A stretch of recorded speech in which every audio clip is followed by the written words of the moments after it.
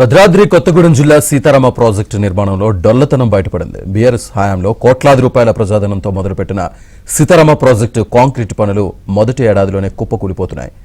వీకే రామవరం వద్ద నిర్మించిన ఓ super passage pillar కూలిపోవడం సర్వత్రా చర్చనీయాంశంగా మారింది.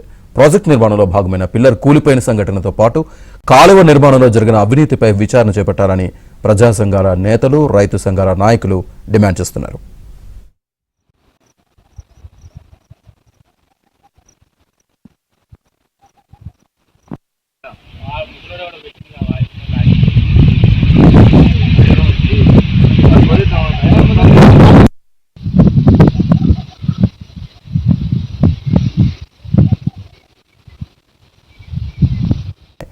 వీకే రామవరం వద్ద నిర్మించిన ఓ సూపర్ ప్యాసేజ్ పిల్లర్ కూలిపోవడం సర్వత్రా చర్చనీయాంశంగా మారింది.